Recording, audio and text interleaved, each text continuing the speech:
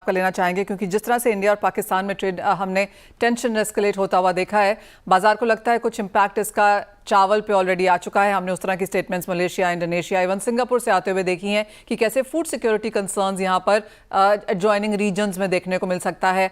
Too early to से आप कहेंगे, या फिर यहाँ पर अब इस तरफ कदम उठाने की जरूरत है?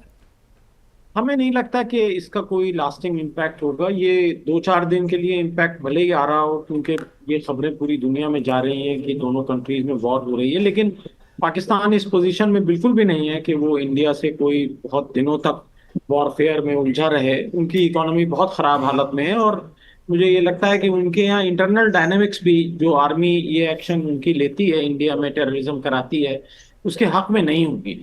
तो ये सबसाइड हो जाएगा, और मुझे नहीं लगता कि इंडिया की फूड सिक्योरिटी पे इसका कोई भी असर पड़ सकता है। Fair point.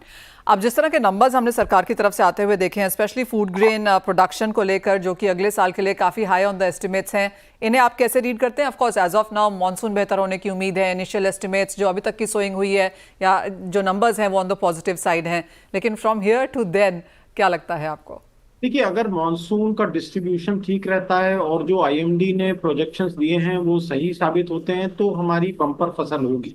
लेकिन ओवरऑल जो खरीफ का उत्पादन है उसके अंदर बड़ा स्क्यू पिछले कुछ सालों में आ रहा है गवर्नमेंट पॉलिसीज की वजह से, क्योंकि गवर्नमेंट ने पैडी का एमएसपी और उस पर बोनस छत्तीसगढ़ में, मध्य प्रदेश में, उड़ीसा में 3100 रुपये मिल रहा है, तो वो इतना ज्यादा है कि कोई भी क्रॉप पैडी के मुकाबले में प्रॉफिटेबल नहीं है। और हमने ये भी देखा कि पिछले साल बहुत कम दाम मिले सोयाबीन के किसानों को, तो हो सकता है कि मध्य प्रदेश में सोयाबीन का एरिया कम हो और वो एरिया या तो पैडी में जाए या मक्का में जाए या कॉटन में जाए।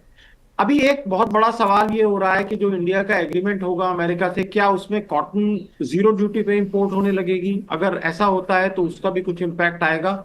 और दूसरी बात यह है कि जो हमारी पल्सेस और ऑयल सीड्स हैं उसको हम किस हद तक इंसेंटिवाइज करते हैं। हम ये उम्मीद कर रहे हैं कि कोई बोनस पल्सेस और ऑयल सीड्स पे गवर्नमेंट की तरफ से आ सकता है।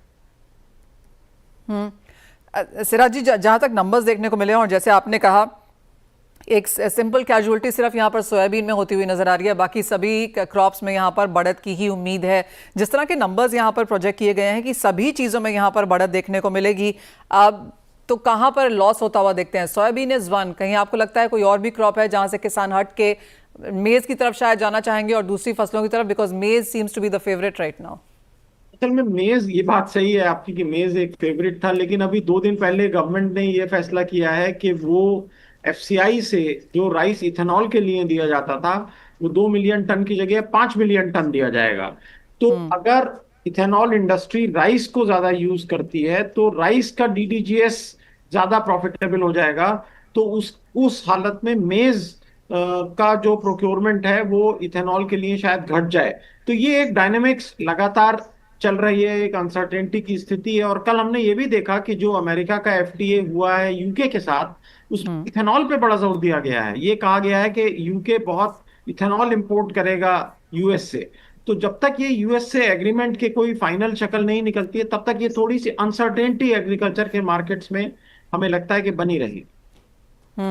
सिराजी, यहाँ से आगे जाते हुए क्या कंसर्न आप देखते हैं अब इन मार्केट्स में? क्योंकि मॉनसून अच्छा है, बारिंग यूएस जहां से अभी भी यहाँ पर बातचीत चल रही है, कोई और कंसर्न नजर आती है आपको इन मार्केट्स में एग्रीकल्चर फूड सिक्योरिटी को लेकर? देखिए, खास तौर से 2 चीजें। एक, उसमें बहुत अच्छा डेवलपमेंट हुआ है कि क्रिस्पार टेक्नोलॉजी को यूज करते हुए धान की नई वैरायटी 2-4 दिन पहले आईसीएआर ने अनाउंस की है। अब अगर वो वैरायटी सचमुच बहुत अच्छी साबित होती है, ये भी कहा गया है कि वो किसी हद तक क्लाइमेट रेजिस्टेंट भी है, और वो जो सैलिनिटी है वो सैलिनिटी को भी विथस्टैंड कर सकती है। तो अगर ये सही साबित होता है तो ये बहुत बड़ा ब्रेक थ्रू होगा, क्योंकि पिछले बहुत सालों से कोई भी जेनेटिकली मॉडिफाइड वैरायटी इंडिया में इंट्रोड्यूस नहीं हो सकी थी।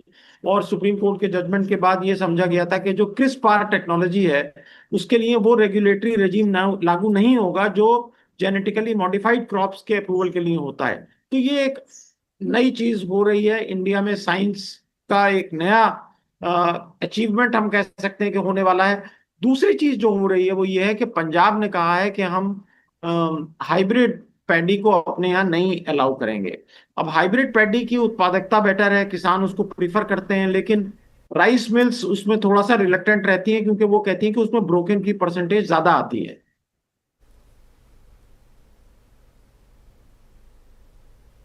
ऑल राइट, तो वो दो चीज़ें हैं ऑफ कोर्स यहाँ पर वॉच करने के लिए। सिराज जी बहुत शुक्रिया साथ जुड़ने के लिए। तो एज ऑफ नाउ जिस तरह के मार्केट्स हैं, जिस तरह के नंबर्स हैं, ऑन द पॉजिटिव साइड हैं, और जैसे सिराज जी हमें बता रहे हैं कि सोयाबीन के उत्पादन में यहाँ पर कुछ कमी देखने को मिल सकती है, लेकिन ओवरऑल जैसे नंबर्स हैं, एक्सपेक्टेशन ये भी है कि सरकार शायद और बोनस इंसेंटिव यहाँ पर पल्सेस को और एडिबल ऑयल को शायद दे सकती है। तो वो एक इंटरेस्टिंग ऑफ कोर्स यहाँ पर वॉच करने को होगा। एज ऑफ नाउ हमने गेहूं में वो बड़े तौर पर आता हुआ देखा है, लेकिन ये जो दो एसेंशियल कमोडिटीज़ हैं इनके ऊपर अब यहाँ पर नजर बनती हुई नजर आएगी।